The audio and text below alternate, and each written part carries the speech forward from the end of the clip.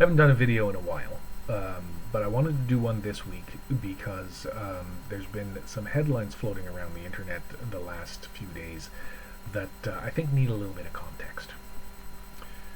What happened was one of the major banks, which shall remain nameless, doesn't matter, released a survey that said that the average Canadian, or most Canadians, believe that they need to invest $1.7 million in order to retire.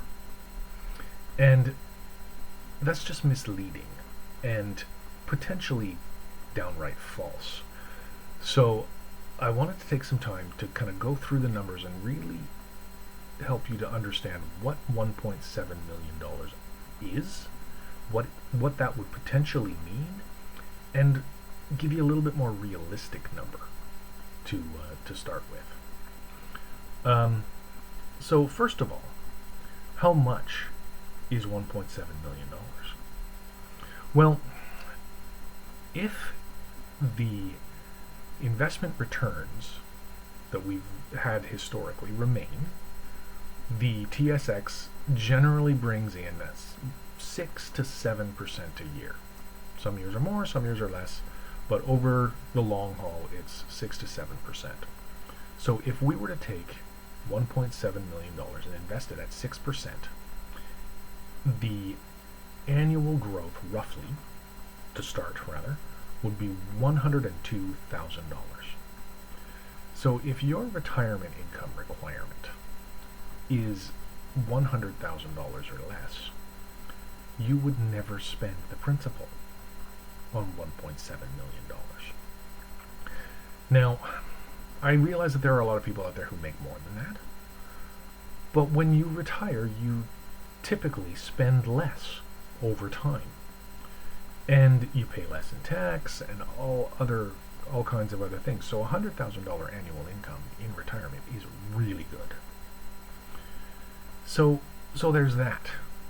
But that doesn't take into account a couple of other factors that are available to everyone. Mainly CPP. Every Canadian who pays taxes is entitled to CPP. And the average payout in CPP is $8,605 a year. So if we took that $100,000 requirement and subtracted CPP from it, it's really only $91,394. So again, if you make 6% on $1.7 million and take CPP, which everybody does, that money would never run out. But, okay, so 6%, so some people tend to be a little bit more conservative than the average. So what if it's 4%? Well, at 4%, that lasts 32 years. How long do you think you're going to live in retirement? 30 years? 40 years? If you live 40 years in retirement, I want to come to your birthday party because you're going to be 105 if you retire at 65. See, but you're starting to get the picture that $1.7 million is a lot of money, and more than most people are going to need. Because the other thing that happens is your requirements drop over time. So what if after 10 years your requirement actually dropped to about $80,000 a year, and then after another 10 years your requirement dropped to about $75,000 a year? So if we do that and we only get 4% returns, $1.7 million now lasts 47 years. That's a long time to live in retirement. And most of you aren't going to do it. But then again, what about inflation? So historically, again, I mean, we're living in a fairly high inflation environment right now, but historically inflation runs 2-3%. And it's going to come back to that. So let's say it's 2%. So 2% inflation, $1.7 million. and 4% returns. How long is that going to last? Well, if we're in well, you have to remember that CPP is tied to the Consumer Price Index, so it's going to go up too. And at 3% inflation and 4% returns, $1.7 million, $100,000 a year, 21 years. Still a pretty long time. And let's not forget too, if you have a slightly more modest retirement requirement, say $75,000, it's going to last a lot longer. So, how much money do you really need? Again, if we go back to that 6% number, which is the number that I use for most of my clients, and we assume, 30 years of retirement, which is still, in a lot of cases, a really long time. If you retire at 65, that takes you to age 95. And in my family, we live into our 90s, but not every family is like that. A lot of my clients will tell me that they only expect to live to be maybe 85. So we've got a shorter time frame. But let's say 30 years. Let's say 30 years and 6%. How much money do you really need if you're returning 6% and you've got 30 years to live?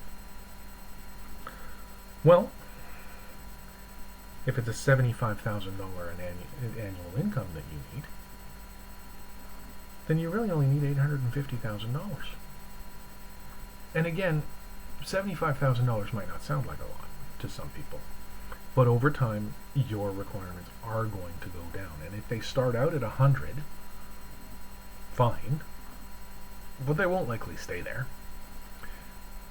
And by the time you're in retirement and deep into retirement, you might be living in a home that pays for everything, and you don't have any additional expenses. Now, those homes can be expensive, don't get me wrong.